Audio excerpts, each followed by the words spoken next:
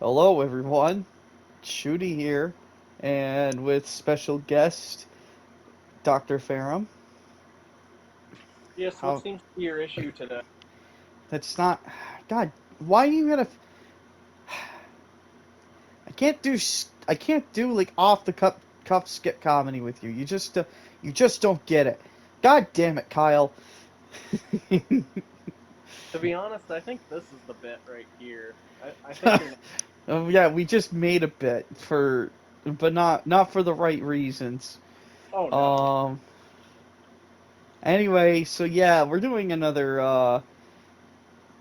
take two Last of Us review, Electric Boogaloo.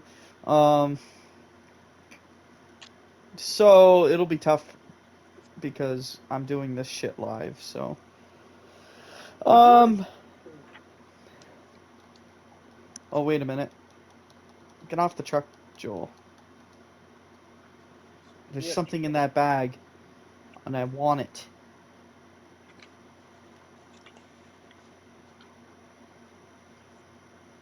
Anyway, so we'll start where all these reviews typically start, and that's the story. Kyle, I need a very brief overview of the story.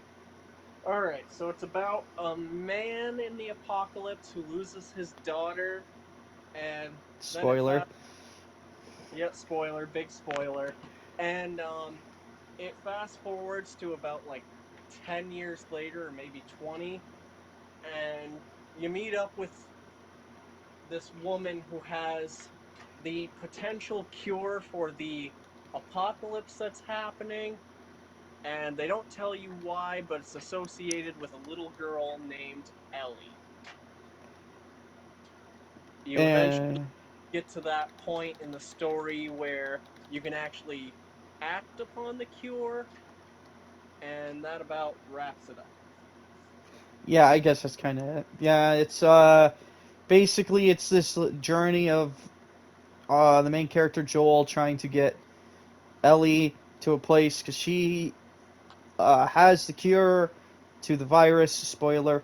This whole review is spoilers. If you haven't fucking played The Last of Us yet, that's your fault, not mine. Um, Stop under a fucking rock. um, if you, it's not even just like played it. It's as if you literally haven't like even touched like the internet since the game came out somehow. Um, but yeah, it's a it's a it's more about the journey than the destination with this game. It's the journey is like full of all kinds of little different types of events that happen that allow you to experience Joel and Ellie's relationship with each other and how that uh, leads to basically what happens at the end. I'm fuck it. I'm just gonna say what happens at the end. Like we already established we don't care. uh, at the end, it turns out that the way they have to get the cure is they have to cut Ellie's head open, and uh, because her brain is somehow able to resist the cordyceps virus. So, um, they basically they'll have to kill Ellie to get the virus out of her, or to get the cure out of her, or what they think. They don't actually even 100% know if they'll have a cure. They just theorize. So of course Joel is very upset by this because he's grown attached to Ellie, and it's kind of like a surrogate daughter situation. He's just in. So it's a tough situation, and admittedly they kind of set up events that could happen in the sequel game with this game. And I haven't played the sequel yet. One day I will, but I'm not gonna lie, I'm not looking forward to it. Um, but yeah, they definitely set up some stuff at the end of the game for that for sure. The game's more about the journey than the destination. The Joel and Ellie have a very good chemistry where they just kind of work off each other very well. The Ellie's got a very standoffish attitude towards Joel, and Joel has a very standoffish attitude towards Ellie. So it's very much a it's there's very much um, a correlation you could drive between a father daughter type of situation, and that's kind of what it all leads into. Um, other and it's I think that's all I could say about the story. Is there really much else? I mean, there's a DLC, but I don't.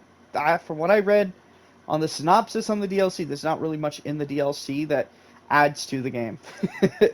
So I didn't bother playing it, and I don't ever intend to. Um, how about you, Kyle? Anything you want to add to story? Basically, DLC is Ellie on her own in like this mall setting, and she finds another survivor that's basically It shows how Ellie gets the gets bit. That's the point of the DLC. yeah. It's not. It's like we know she got bit, so I don't think anybody really cared how she got bit. But if you do care, the DLC's there. um, Characters are all really well written. Joel is likable for the most part. Ellie's likable for the most part. I mean, they kind of have like again standoffish attitudes, but it all makes sense in context. Like Ellie's like a she didn't grow up with her parents, and Joel, he's like it's like 20 years after his actual daughter's been dead, and he's just basically had enough with basically everything. It's um you know it's very much a it's hard for me to quantify it because it's something you have to kind of experience on your own. Um, I guess that's all I can say about the story is that the characters are well written and the story is pretty well written. Um, and you have to kind of experience it yourself. It's not something I could really sit here and just like explain to you without you know these YouTube channels, Kyle. You've maybe seen them where they literally all they do is explain a plot to you the whole way through. I know those. I can't talk about this plot without being one of those kind of YouTube channels essentially. Um, Hey guys, it's Vadi Vidya here, and I'm here to talk about Dark Souls lore. you play as John Last of Us. John um, Locke has a tough decision to make at the end of his journey. you don't Someone get to make that decision. had, Let's not lie to the audience. This decision's made for you. well, yeah, You, we're not the gonna only decision you get to make a make at the end is if you shoot the doctors or not. um, but yeah, it's definitely a fun little romp. Gameplay wise, so I would say the gameplay in this game is a mixture between Resident Evil and I almost said The Last of Us, Uncharted. It moves a lot like Uncharted, but it has a resource management system like Resident Evil, even some crafting. plays Uh, like The Last of Us. You're right. yes, The Last of Us plays like The Last of Us. um, the fucking I don't think I talked about this in the original version of the video, Kyle, but the melee combat in this game is so satisfying. Like you really feel every punch. You know what I mean? Yeah, like you feel like you're actually there doing it. Like I watched your video on Tenet, and like just seeing Joel slam somebody's head into that fucking green box at the very start of the video. Great stuff. You actually feel like you're there even if you're not the one playing it. You feel the impact. Like the sound design really I think they also I'll be able to tell you in a couple of seconds actually because I'm about to enter some melee combat now. But you can feel it. You like it really like you can really feel like every punch. And I think it's because like the controller vibrates whenever you punch somebody. Yep. Um, and the sound design helps out a lot too. There really feels like there's a lot of weight behind melee combat in this game. Um, hold on, quick time events. Everyone's favorite quick time events. This game's from the early 2000s, can't you tell? Oh my god, could you fucking imagine? um, Gun Combat 2 also has a big impact. It really has this like um yeah, it really like the game really like vibrates the controller every time you fucking absolutely fuck up somebody. You gotta give them that good old demolish. And Gun Combat 2 has a lot of impact for like so many different reasons. That's not even just the actual like gunshot itself. It's literally like things like hold on a minute. Oh, look at that. I got his friend held hostage. Now I'm just gonna you can have a lot of fun with the combat in this game.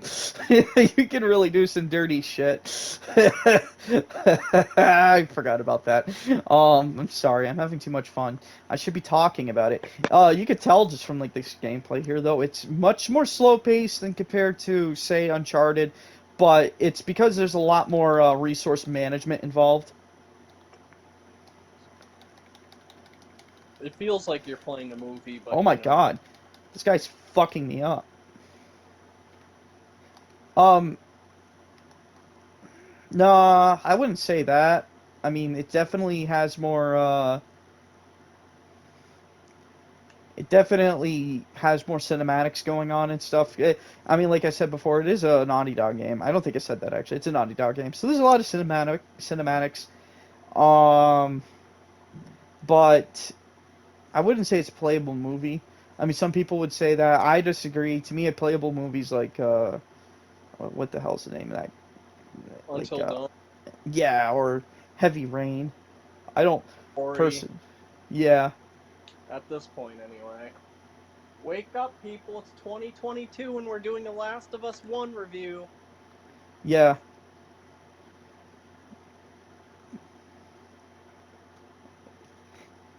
I'm mainly doing a Last of Us 1 review to set up for uh oh my god, he's blind as a bat. The stealth in this game is wonky. As you can see right there, I was in that guy's field of view, but he didn't see me. But a lot of the times you'll be out in the open, the guys will spot you right off the bat. So it's a pretty mishmashy stealth system. Fuck me. It's not a perfect stealth system that they have in this game. It works sometimes. You definitely want to try stealth over direct combat because resources are limited, very limited. The some the higher the difficulty, I think the more scarce the resources are. I could be wrong about that, but I do know that You are uh, correct. yeah, so it's and like I said, there is like a finite amount of what is in a level. Even on lower difficulties, you'll go a while without finding like ammo or something like that. Uh, the it's not a game where you want to be like constantly in the heat of battle. Sometimes you want to try to at least take out a few enemies stealth like. Make sure you have your pocket brick ready. Always have a pocket brick. Um, there's and like in guns like you can't hold a lot of ammo, and the guns when you get them they're very like compared to any other kind of shooter out there they're terrible. Like guns are terrible if you compare them to a regular shooter. But they work in a game like this where the idea is that you want to conserve your ammo as much as possible and try to take out enemies uh, more tactfully than just running in guns blazing. Um, they're very and you can upgrade the guns so they're more comparable to something you would typically see in a shooter. And by the time you get to that point, you're near the end of the game. And at the end of the game is like when they give you your first assault rifle. So by then, you're kind of like at that point where it's like, why does this even matter? A little bit. I guess I wouldn't put it. I don't want to put it like that because that sounds like it's like pointless. It's not pointless. You just get to that point where it's like they finally give you an assault rifle, and it's really because the level you're in, it's kind of needed. You're very much so in a situation where you are you're gunning the whole way through the level, so it's not so I mean even the rest of the game, you're pretty much slow pace, taking your time, looking around your environment for stuff like I am now. Um, yeah, I don't know if there's much else I can mention about the gameplay. Uh, So I'll point one out right here. Is there's new game plus shit, right? Like you could carry all your shit from new game to new game plus. I think so. I can't So remember. if that's the case, then after you beat the first game, when you get into your second game on the same save file, you're actually able to start with that assault rifle. And I believe there's unlockables that allow you to get infinite ammo, different outfits for the characters. There's a multiplayer. Are you sure we're not? Are you sure you're not talking about Resident Evil? No, I'm pretty sure that was in Last of Us. Like you can get different outfits for Joel and different shirts for Ellie. I can't. I don't honestly remember. I've never played a new game plus, so I'll always start from like scratch because a big part of this game kind of is the whole experience of building yourself up from a very minimal setup to having a whole toolkit going for you essentially. I think that's kind of a big draw for this game, in my opinion. Yeah, like the survival wise, it makes sense to start from nothing and to build your way up. Whereas if you wanted to go in guns blazing, that's second playthrough. Yeah, I mean, I guess, I'm not saying you're wrong. I'm just saying it is weird for someone to want to play the game like that because um, I feel like if you want guns blazing, run and gun gameplay, you would play like Uncharted. But I don't know. I don't Unless know. there's a prelude where you don't get anything, but after the prelude, I believe it gives you all your stuff back. Yeah, obviously, like they're not gonna put you through the prologue of the game with a fucking assault rifle. I Here you feel go, like have your original gun I pistol. feel like your Joel's daughter would survive in that version of the universe. Fuck I don't you. know. I just got a sneaking suspicion. Joel the Time Lord just brought an assault rifle back from the future. They do have perks. Um, I'll show them off real quick as soon as the game lets me. So you do have like these perks or skills. They're leveled up by picking up random pills you find around the environments. And then you can level up stuff like you can see right here health, listening distance, which is kind of important. Crafting speed, which crafting speed's only really good on higher difficulties. On lower difficulties, that's kind of a waste. Healing speed, again, I would say the same thing. Not as useful on a lower difficulty. Weapon sway, that's a big one. You definitely want to cut down on how much Joel's swaying. And I guess apparently Joel needs to take pills to use a shiv to kill a clicker. Apparently Joel is incapable of understanding the concept of stabbing a zombie that's about to bite you, unless if he takes copious amounts of prescription medicine that he's picked up off the ground. Free your mind. Free your mind. Free your mind. Take the red one or the blue one, Joel. You take the blue one, nothing happens. You take the red one, you get really high. You're Morpheus, right? The god of dreams? What happens if I take them both? You'll you be really and you'll see our whole operation. you can also upgrade guns too. Um, some of these are slightly more valuable and higher levels, but like some of this shit's really good. Like the weapon holsters are really good because typically you'll have to swap between different weapons, whereas this allows you to basically equip two different types of weapons at once. Really helpful stuff.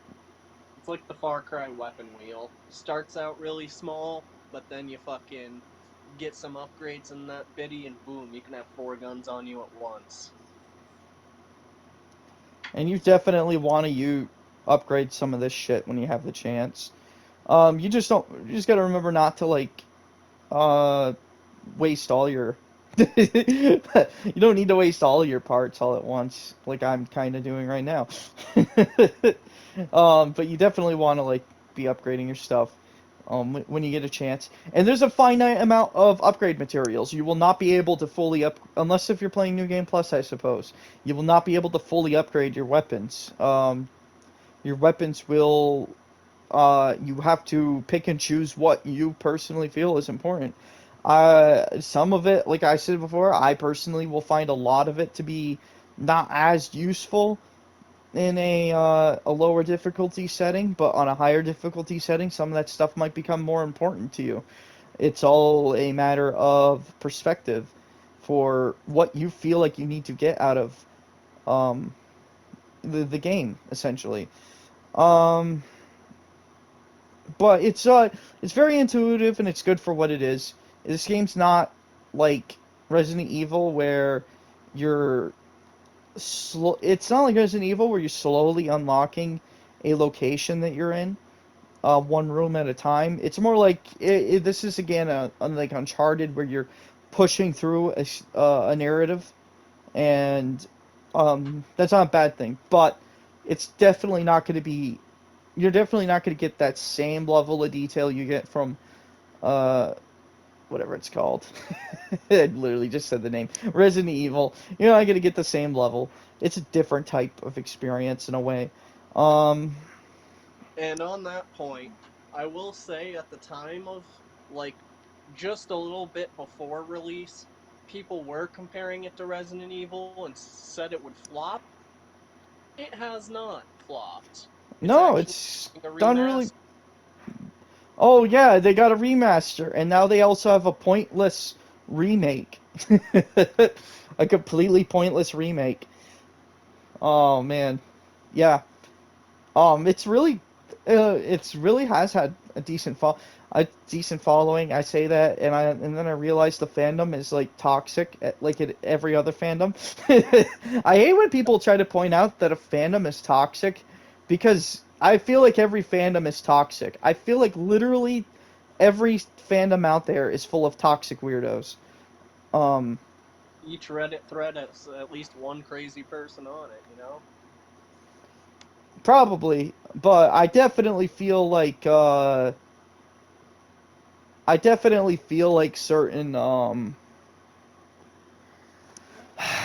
I feel like it's just everyone who's deeply entrenched in a fandom is pretty much uh like they're set in their ways, and if you try to like have a different opinion, or if you're not as well informed as other people with said opinion, then you're kind of just like setting yourself up for a situation where everyone's gonna like fucking want to murder you, essentially.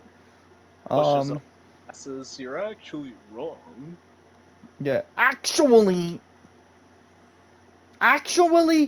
Joel has osteoporosis. Then You would why have is known this if he you picked up the newspaper clippings in level 5, section 3. or if you get to the end where Joel looks in the mirror before he takes Ellie away from the hospital, you realize that in the mirror, in that split-second clip, Joel's in a wheelchair and he's got assault rifles taped to the arm rests. That's Dead Rising, you motherfucker. You don't know that. I do know that. I do know that. Um, I don't think there's much else you can add to gameplay. Um, I mean, I could say the piece I said last video when we tried to record it the first time. um, and that was Dynamic aiming. uh, elaborate. So when you go to aim down sights, it takes you a little bit. It takes like a second for it to go to full aim. Oh, So that, yeah, that's well, yeah, I guess that ties into the slower shooting mechanics. Yeah, like you aim down, yeah. Um, I'm sorry, I didn't mean to cut you off like that. oh, I came to my head. It came to my head what you meant. Um, yeah, it's basically, it makes sense. Basically, you just aim down sight, and I didn't want to fucking. I hope that did not alert the rest of them. Um, I guess not. At least walking like it's normal. They are. You like aim down sight, and it's like you'll see it right there. It takes a little bit for it to get into like a small circle, and then if you walk around it, it goes into big circle. It's meant to like mimic, um, the way how aiming kind of works in real life, where it takes you a little bit to get your sights zeroed. So you can like do quick shots, but there's a good chance you'll miss unless if you're actually taking your time to aim. And that's kind of an important thing, considering again, ammo is very finite in this game. Even on lower difficulties, you're not going to have a full. You'll rarely have a full count. I think. Does that just about cover the gameplay? Do we really have yeah. anything else? I mean, we could go into the crafting system, but honestly, most games have a crafting system, and you find shit in the environment, and it's pretty self-explanatory. Yeah, it's not a very in-depth crafting system actually. It's not Minecraft or some other survival game like that. It's pretty much you just pick up some shit and it fills your inventory and you can combine this stuff to make useful tools. That's about it. It's not much really to that. Um yeah, I think that's about it for gameplay. Uh Music's really good in this game. The graphics are pretty good for their time. Even the remaster mainly just does an HD upscaling, but that's not a bad thing. Um it helps make the game more palatable if you're playing on a bigger screen. Um This game is also host to one of the most memeable moments in YouTube history, especially for live streams. If you remember the rabbit scene where Ellie shoots the rabbit with an arrow, oh one of the yeah. popular clips taken from The Last of Us is, I don't remember the name of the streamer, but it's a woman saying the rabbit's really fucking cute, and then it getting shot, and then she goes, Yep, that was pretty epic. Stupid bitch. Jesus. We don't promote any hate on this channel, except for No, people that fucking that wasn't deserve hate. I was just calling her a bitch. it. No! Um, oh yeah, real quick, I'm gonna complain about this fucking win. This was never a good look. Okay, I get it. Glass modeling the inside of a car is really hard and all that shit, but this does not look good. This shit right here, this never looked good in games ever. Okay, guys, game Looks like devs, it the looks the like two pixels. literally the classic will put a fucking a dirty glass texture on a car. Never has looked good ever. Um, stop. Don't do it. Stop doing it if you're still doing it. Just model the inside of the. It doesn't even have to be an in-depth, detailed model of the inside of the car. It just has to look like a person could sit in it and drive it. Literally Okay? needs to be Saints Row 2 graphics. Like It, fucking it doesn't yeah, have to be Grand Theft Auto 3 or 5 remastered, okay? It just has to not look like complete dog shit. does it look like a car? Could you theoretically drive it with the tools given to you? If the answer is yes, you've done your job. Oh boy, I got alerted to my presence. Alert, alert, there's a nerd with a pistol coming in. I'm not a nerd. I'm Joel. I'm about to kill your entire family.